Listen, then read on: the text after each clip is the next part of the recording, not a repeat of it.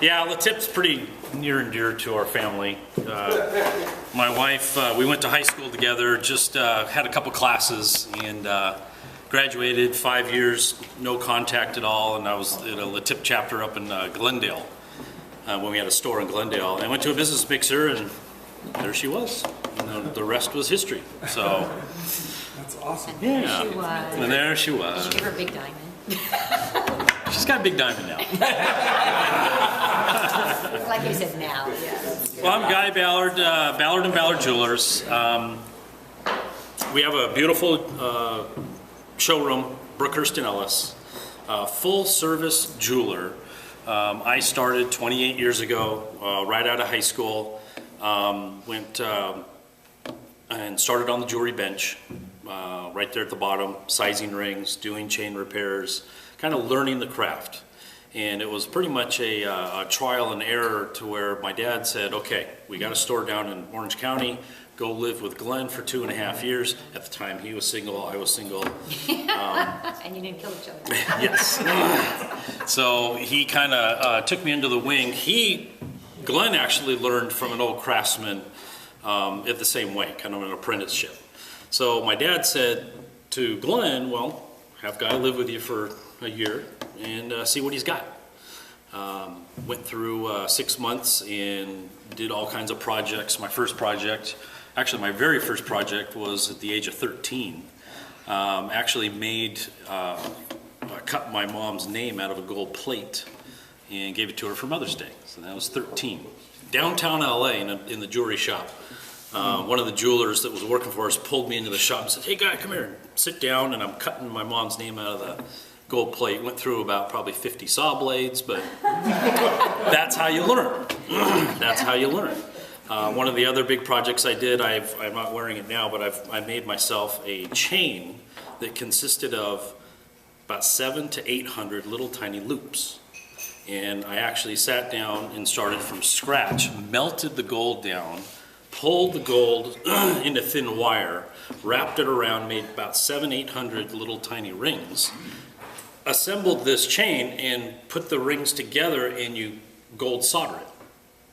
That's how you learn how to use the jeweler's torch. I probably melted about 100 rings. By the end of the project, I knew how to solder jump rings. So that was just one of the many projects that I would do. Fast forward to today, we got a full jewelry shop, we got a full jewelry showroom. In the shop, we do all kinds of jewelry repairs as well. Obviously, yes, you have new jewelry, but you got to maintain your jewelry as well. So bring it on in to us anytime, no appointment necessary. We'll check it, clean it, and kind of give it a clean bill of health. If there's repairs to be made, we'll go ahead and take it on in. Our repair take-in process is pretty extensive. We see what's wrong with it. We give you options for the repairs. Usually there's the best way and there's an economical way of doing it. So we'll kind of lay the menu out for you and let you choose how you want to repair your jewelry.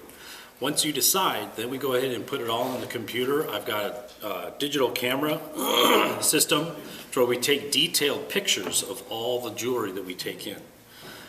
So we can identify it in the shop. It protects us, it protects the client. So that's kind of been probably in the past 5 years, really kind of honed in on the repair take-in. Also, what's been important with take-in is we've all heard the horror stories, we've all heard the TV stories. This jeweler took my diamond ring in and this jeweler switched out my diamond for a fake one or whatever it may be. Doesn't happen as much as the public, I think, thinks it does, but it only takes one person to really screw it up for our industry. So we've been really proactive. I've got another camera that actually magnifies your diamond. So when you're leaving your piece of jewelry or your family's piece of jewelry with us, we go ahead and blow up that center diamond on a 42-inch TV screen. We blow it all up so everybody can see what's inside that crystal. It's a birthmark. It's a fingerprint. We take a picture of it. We go ahead, they leave the piece with us. When they come to pick the piece up, we want to make sure everything matches up. I take the piece we just repaired, I take the photograph that we took on the computer, and we make sure it matches 100%. I want to have everybody leaving our showroom 100% satisfied, 100% certain that is their piece of jewelry. We do not want to have anybody thinking, well, maybe they didn't, maybe they did, you know. So I want to be 100%. So we're really proactive about letting people know what they're dropping off with us. So that's jewelry repairs, all kinds of jewelry repairs. From $10 just simply soldering chains together to maybe a couple $1,000s for an extensive rebuild. We do it all, and we do it all in-house, by the way. Then what we do is design jewelry. That's one thing that Glenn and I really love doing. Just this past year, we've really kind of beefed up our design studio. We got a beautiful little design room, and we're doing everything on computer, CAD/CAM modeling now, to where I can twist and turn anything on a computer screen and let them see it before we go to production. Glenn used to do color pencil sketches just to show people what it looked like. Now it's right there, real time, on the computer screen. It's phenomenal. I think last night I was putting some photos on Instagram, and I went ahead and made the caption of new school technology meets old school skills equals the perfect jeweler for you. And what that means is I've got my skills that I learned years and years ago, which will still be in use for hundreds of years, but also we've stepped up to the latest technology. Got the laser welder. We're actually doing laser repair and construction by laser beam nowadays. It's great. We got a computer engraver. We can engrave on just about anything. So we're doing old school and new school, combining them for designs, repairs, whatever you may want. We also do appraisals. We do appraisals for insurance purposes only.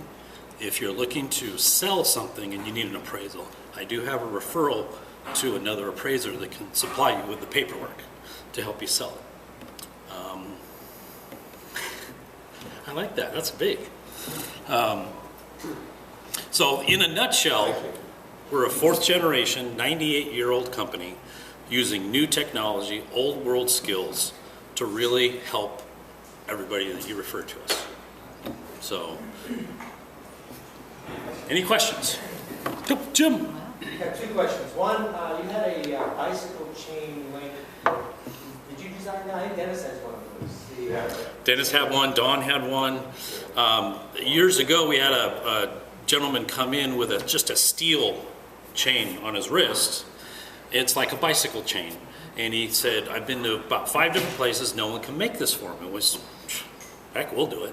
So in a bicycle chain, there's all kinds of different components and parts. So we designed it, made molds on those parts, and we put it together just like a bicycle chain.